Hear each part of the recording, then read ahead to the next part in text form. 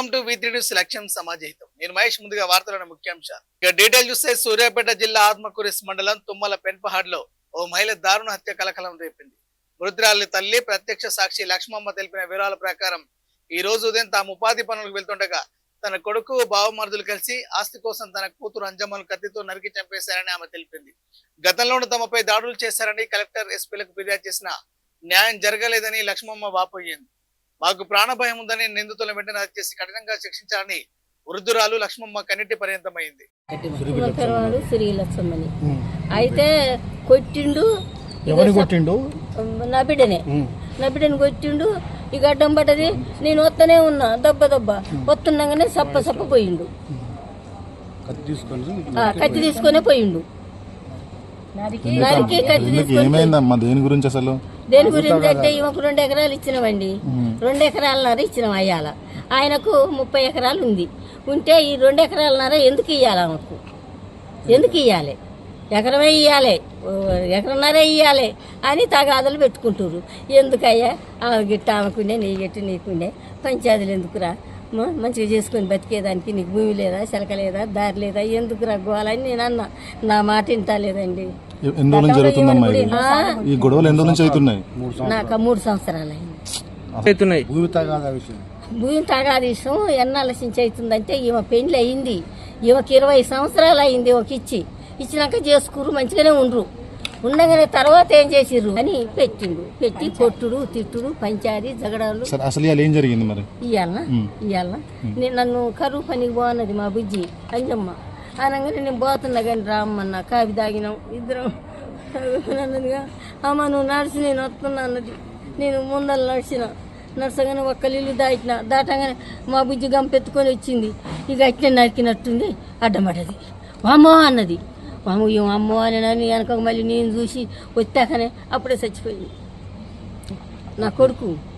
ఏం పేరు? సైదులు. అన్న, నా పేరు రాంబాబు. చచ్చిపోయిన మా సురభి అంజమ్మకి నేను మధ్యనైతే అంజమ్మ గారిని అయితే కానీ మా అత్తమ్మని చిన్న కూతురు నా భార్య దగ్గరనే ఉంటారు వాళ్ళు. అయితే గత 3 సంవత్సరాల నుంచి మాకు భూతగాథలు అవుతున్నాయి. మా మామ మాకు పసుభూమి కింద 2 ఎకరాలన్నర భూమి ఇచ్చిండు. పట్ట 2 ఎకరాలు 3 కుంటలు అయింది. గతంలో బతికున్నప్పుడు మా మామ ఏమైందంటే నీ పేరునే చేపిస్తలే అన్నాడు. అయితే 4 ఎకరాల 30 కుంటల భూమి మా మామ చచ్చిపోయిన తర్వాత మా భార్య సంతకం లేకోకుండానే డైరెక్ట్గా చేయించుకోవడం జరిగింది. అదేం దాన్ని మేము ఆర్డీఓ కేసులు వేసినాం, అన్ని వేసినాం, అవి నడుస్తుంది. అయిన తర్వాత గతంలో కూడా 10 సార్లు 20 సార్లు కొట్టి చేసి స్టేషన్ పాలు కూడా అయినాం. స్టేషన్లో కూడా మేము చెప్పినాం మా ప్రాణాన్ని సార్ వాళ్ళ వల్ల కంప్లైంట్స్ కూడా చేయడం జరిగింది.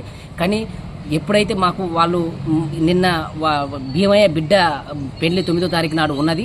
ఆ రోజు నాడు మంచిగా వాళ్ళ బామ్మర్దులు సార్ ఈ హత్యకి వెనక బ్యాగ్ పూసి ఇచ్చింది వాళ్ళ బామ్మర్దులు పంపించారు. ఇలా సురభి అంజమ్మ సావుకి కారణం ఏంటంటే సైదులు వాళ్ళ బామ్మర్దులే సార్, భార్య, వాళ్ళ కొడుకులు అందరూ. దయచేసి అయ్యా కలెక్టర్ గారు, ఎస్పీ గారు, మీరు అంజమ్మ ఆత్మ శాంతించాలంటే మీరు ఖచ్చితంగా వాళ్ళ వెనక ఉన్న సపోర్ట్ చేసినటువంటి వ్యక్తులనే మీరు అరెస్ట్ చేయాల్సిందిగా కోరుతున్నాం.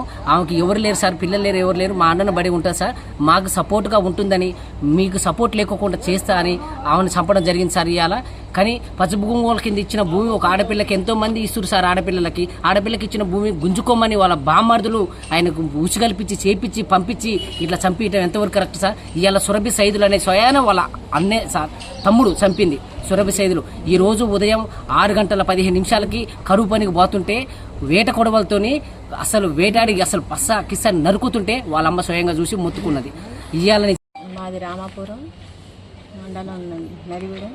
అయితే గత మా అమ్మ వాళ్ళది తుమ్మలపెన్మాడ ఆత్మకూరు మండలం. మా అక్క సురభి అంజమ్మ, మేము 3 ఆడవాళ్ళం, ఒక అబ్బాయి. మాకు 10-15 ఎకరాలు 20 ఎకరాల దాకా ఉన్నది. ఆస్తి గొడవలతోటి గత 3 సంవత్సరాల నుంచి గొడవలు జరుగుతూనే ఉన్నాయి. ఎన్నోసార్లు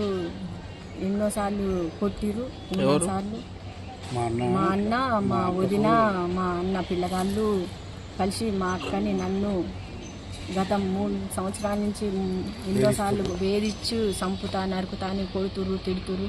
గతంలో కేసులు కూడా అయినాయి, కోర్టు దాకా కూడా వచ్చినాం. మళ్ళీ ఆ పగ దృష్టిలో పెట్టుకొని ఎప్పుడు భూమి నీకు లేదు. మా నాన్న నాకు వరకట్నం కింద 2 ఎకరాలు నారిస్తే నీకు ఇచ్చేదే 2 ఎకరాలు.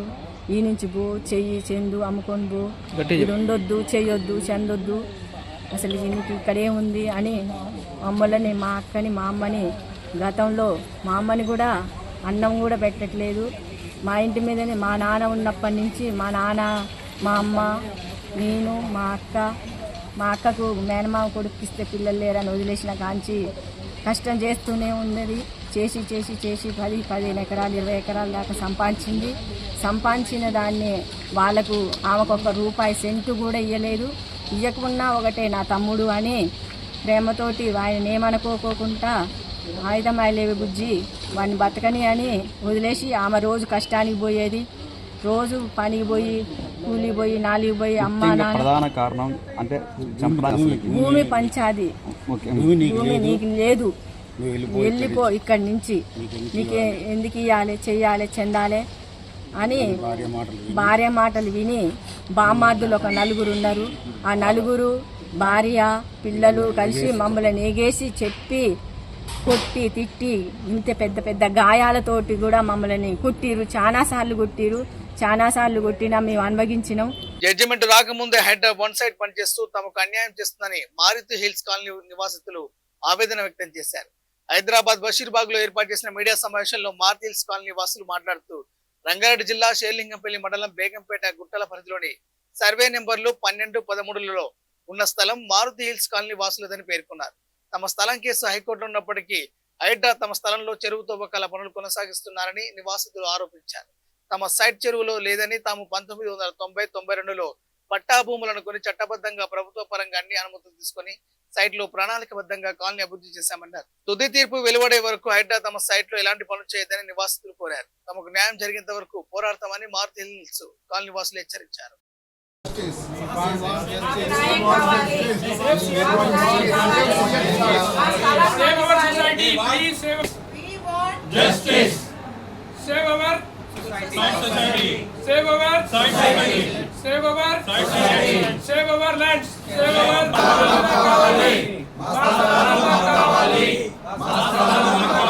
కోర్టు తీర్పు ఇచ్చినంత వరకు అక్కడ ఏ పనులు జరగడానికి వీలు లేదు.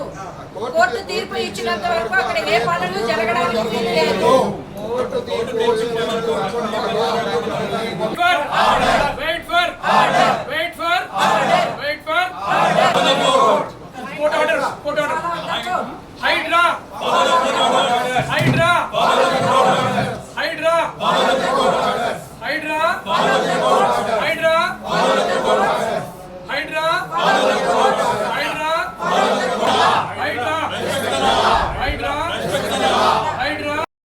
చేయొద్దు, హైడ్రా కూడా ఏం పని చేయొద్దు. కాకపోతే హైడ్రాకు పర్మిషన్ ఏమి ఇచ్చిందంటే ఉన్న చెరువులో స్లిల్ట్ తీయమంది. ఉన్న స్లిల్ట్ తీసి క్లీన్ చేయమంది. అయితే వాళ్ళు అది ఆసరాగా పెట్టుకొని మా ల్యాండ్లోకి వచ్చేస్తున్నారు. ఏదైతే శ్రీలింగంపల్లిలో ఉందో సర్వే నెంబర్ 12-13లో వచ్చి పనిచేసేస్తున్నారు. మొత్తం ఫెన్సింగ్ వేసేస్తున్నారు. ఈ మధ్యకాలంలో ఏమైందంటే మేము మళ్ళీ పిటిషన్ వేసాము. ఏంటి ఇలా చేస్తున్నారంటే మేము కోర్టులో పనిచేయట్లేదని చెప్తున్నారు. అబద్ధాలు చెప్తున్నారు. కోర్టు ఓపెన్గా అబద్ధాలు చెప్తున్నారు. కోర్టు ఏమంది, మా ప్రూఫ్ చూసి ఏమంది కోర్టు, మీరే ఆఫీసర్స్కి మళ్ళీ మసూరికి పంపిస్తా అంది ట్రైనింగ్కి. అంత పెద్ద మాట అంది. అది ఇది నడుస్తూనే ఉంది. వాళ్ళు పని చేస్తూనే ఉన్నారు. ఇప్పుడు హాలిడేస్లో పని చేస్తున్నారు. ఇది కాకుండా మా 12-13లో 3-4 బిల్డింగ్ పడేశారు. రోడ్ పక్కన ఒక బిల్డింగ్ పడేశారు అందరితో పాటు. సడన్గా ఓవర్ నైట్ ఆ బిల్డింగ్ పర్మిషన్ ఇచ్చారు కట్టుకోమని. ఏది 12-13లోనే ఉంది. వాళ్ళకి ఇచ్చిన పర్మిషన్ 12-13 ఇచ్చినప్పుడు మాకెందుకు ఇవ్వరు?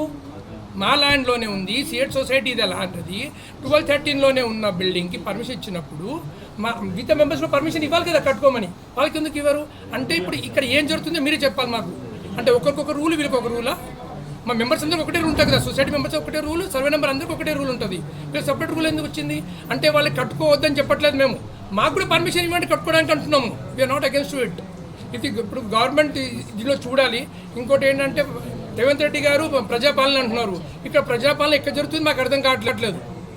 ప్రజాపాలన అసలు ఏం లేదు. అక్కడ అంతా గవర్నమెంట్ పాలనే ఉంది. అక్కడ ప్రజలకి మేమందరూ ఇక్కడ అంతా సిఎట్ సొసైటీ రిటైర్డ్ ఎంప్లాయీస్. వీళ్ళందరూ middle class, lower middle class వాళ్ళు. వీళ్ళందరికీ ఆల్ ఆఫ్ ది సడన్ ఇది షాకు.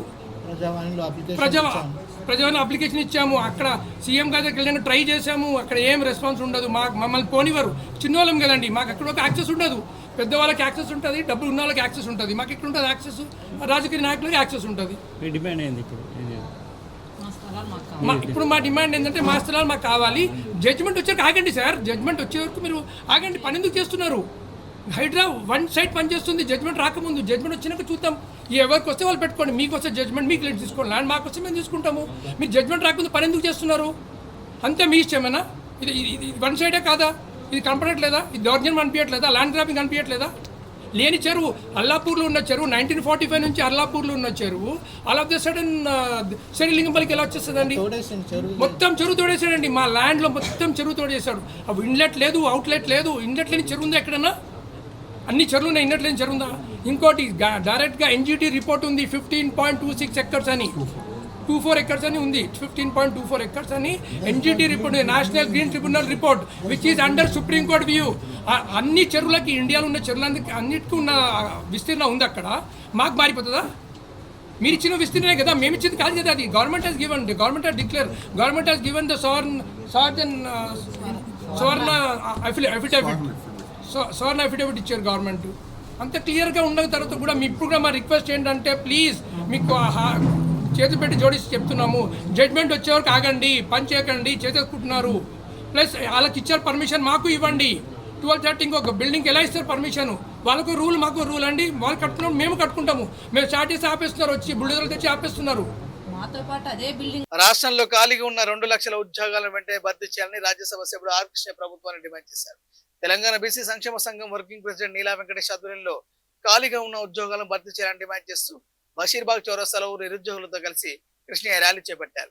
అనంతరం ఆయన మాట్లాడుతూ నిరుద్యోగ యువత కారణంగా అధికారంలోకి వచ్చిన కాంగ్రెస్ ప్రభుత్వం వారికి ఇచ్చిన హామీలు నెరవేర్చడంలో విఫలమైందన్నారు. ప్రభుత్వం తక్షణమే 18,000 పోలీస్ శాఖలో ఉన్న ఉద్యోగాలు, 30,000 టీచర్ పోస్టులతో పాటు బీసీ, ఎస్సీ, ఎస్టీ, మైనార్టీ గురుకులాల్లో ఖాళీగా ఉన్న పోస్టులను వెంటనే భర్తీ చేయాలని కృష్ణయ్య డిమాండ్ చేశారు. లేని పక్షంలో నిరుద్యోగుల ఆగ్రహానికి గురి కావాల్సి వస్తుందని హెచ్చరించారు. సన్మానం చేసిన తర్వాత మెమెంటో వచ్చిన తర్వాత మరి సభ ప్రారంభమవుతుంది.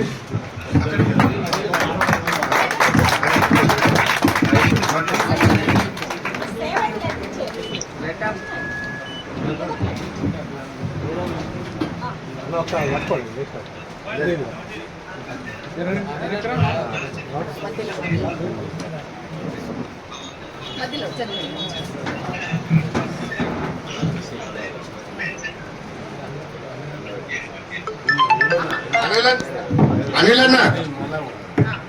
అన్న ఇక్కడ చూడాలి, ఇక్కడ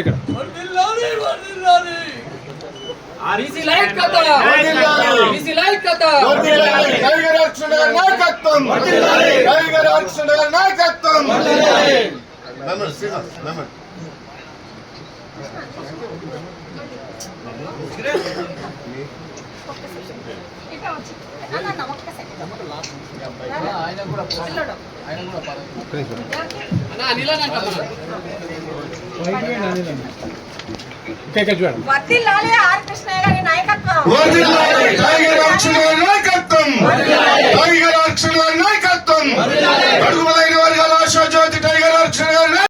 టోటల్ ఇప్పుడు 10,000 కోట్లని దీంట్లో నెట్లేగా కొట్టాలని విద్యార్థులు చదువుకోకుండా ఈ రోజు 2 రాష్ట్రాలలో విద్యార్థులు తల్లిదండ్రులు కొనాలి, వృక్ష కార్మికుల కొడుకులు అయితేంది, మేస్త్రి పని చేసుకున్న పిల్లలు అయితేంది, అదే మేస్త్రి, అదే గోడలు చేసి సెంటరింగ్ పని చేసి, అదే విధంగా రైతుల పిల్లలు అయితేంది ఈ రోజు ఎంబీఎల్బి, అదే విధంగా విదేశాలకు పోయి కంపెనీలు పెట్టి, ఫార్మసీ కంపెనీలు, అదే విధంగా ఐటీ కంపెనీలు, అదే విధంగా అనేక కంపెనీలు పెట్టి వీళ్ళని ఎట్లా అణచివేదాము, వీళ్ళని ఎట్లా చదువుకోకుండా చేద్దామని పెద్ద కుట్రతోటి ఈ రోజు ఫీజు రియంబర్స్మెంట్ తీసుకొచ్చి డైరెక్ట్ హైకోర్టులో చూపించింది. కానీ నిజంగా ధర్మంగా నీ బిడ్డ, నీ భర్తం త్వరలో కృష్ణన్న గారు దానికి సమయం వేచి ఉంది అని లేదు, 100% అనేక ఉద్యమాలు, ర్యాలీలు ఈ ఫీజు రియంబర్స్మెంట్ స్కీమ్ వచ్చింది.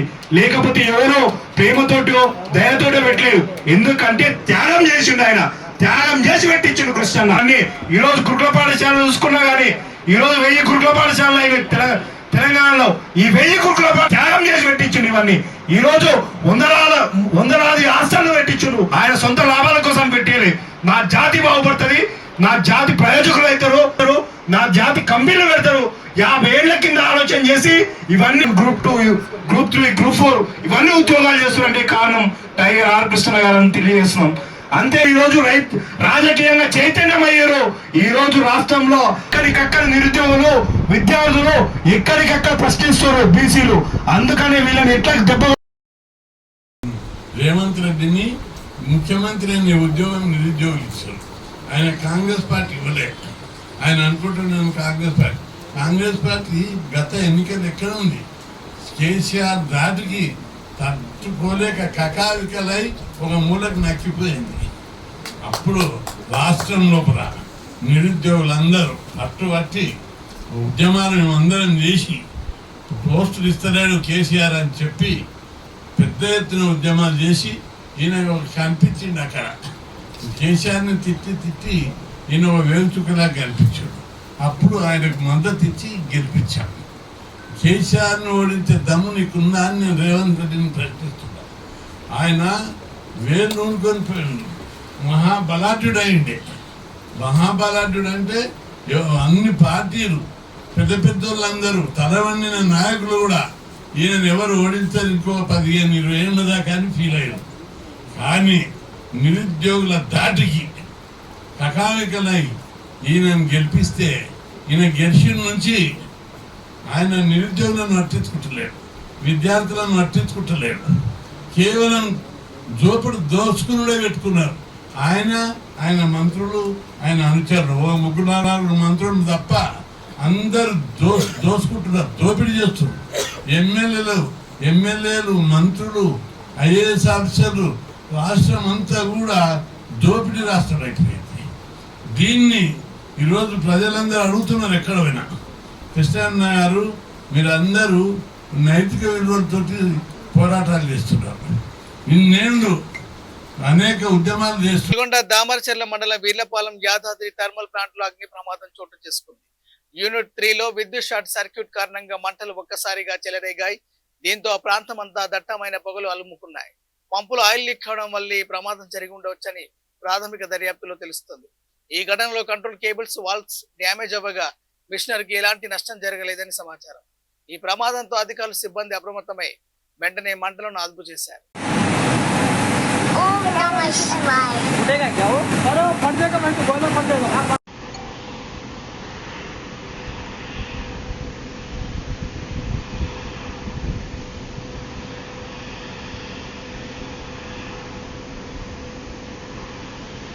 యూనిట్ 3 ఫైర్ అయింది. ఎలా ఫైర్ అయిందో మరి.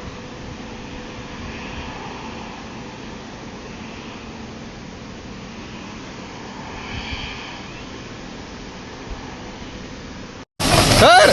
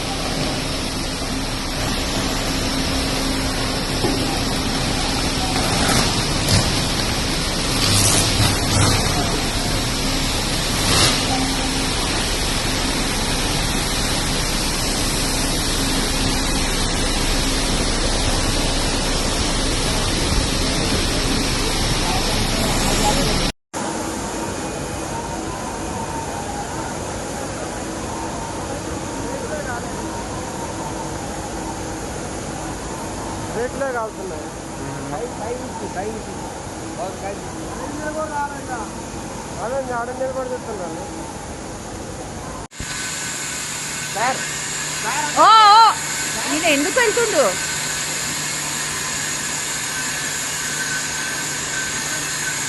Greater Hyderabad retail medical shop association ఆధ్వర్యంలో సికింద్రాబాద్ తాజ్ మహల్ హోటల్లో అధ్యక్షుడు రవీందర్ గుప్తా మీడియాతో సమావేశం ఏర్పాటు చేశారు.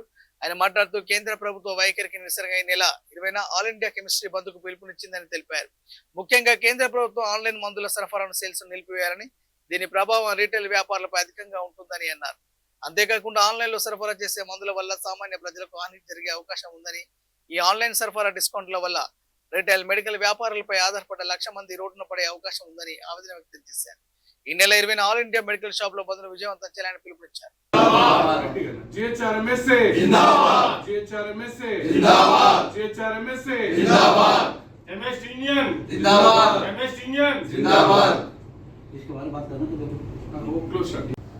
అందరికీ నమస్కారం.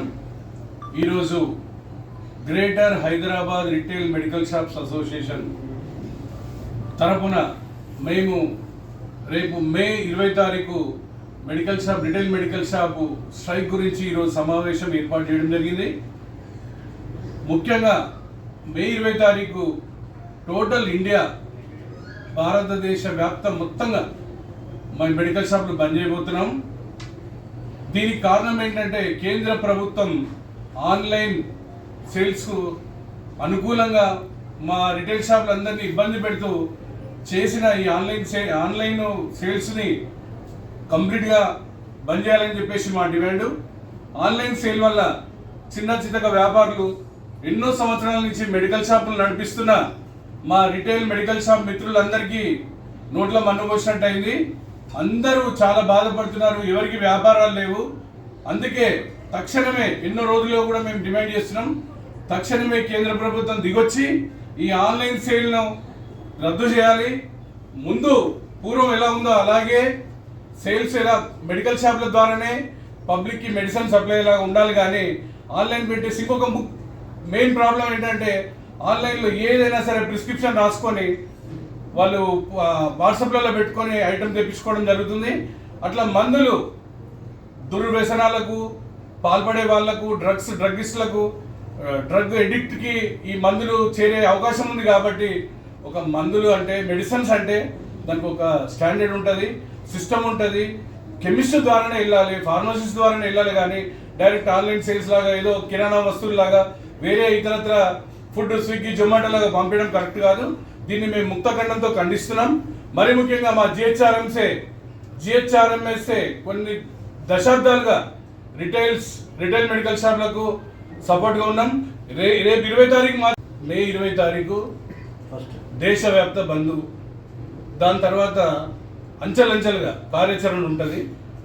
ప్రభుత్వం మాకేం రెస్పాండ్ అయితే చూసి అవసరమైతే నిరవధిక సమ్మె ఆల్మోస్ట్ ఎన్ని రోజులైనా సరే బంద్ చేస్తాం. ఎందుకంటే ఇది మా బతుకులకు సంబంధించిన విషయం, ఇది మా జీవితాలకు సంబంధించిన విషయం.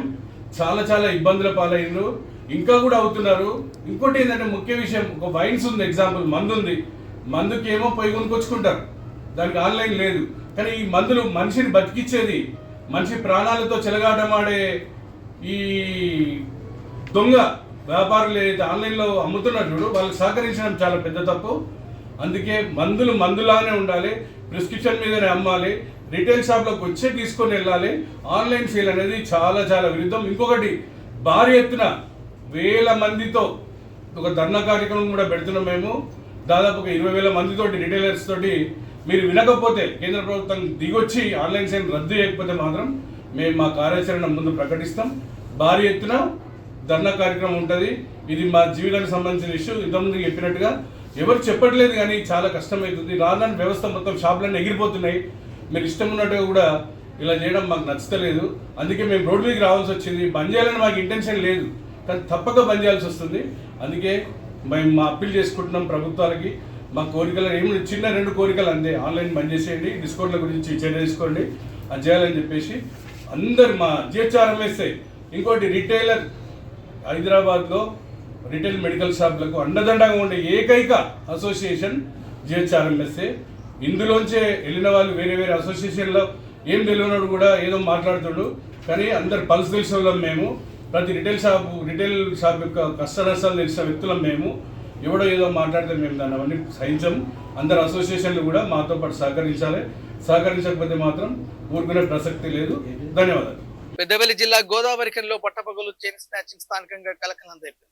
తిలక్ నగర్ డౌన్ ఏరియాలో ఇంటి ముందు పనిచేసుకుంటున్న ఒడ్నాల భూలక్ష్మి ఒంటరిగా ఉండడాన్ని గమనించి చైన్ స్నాచర్ మెడలోని గొలుసును బైక్ పై వచ్చి ఎత్తుకెళ్లాడు.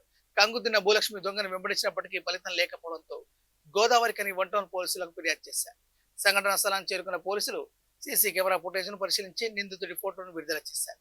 అనుమానిత వ్యక్తుల పట్ల అప్రమత్తంగా ఉండాలని, అపరిచితులు నమ్మవద్దని పోలీసులు హెచ్చరిస్తున్నారు.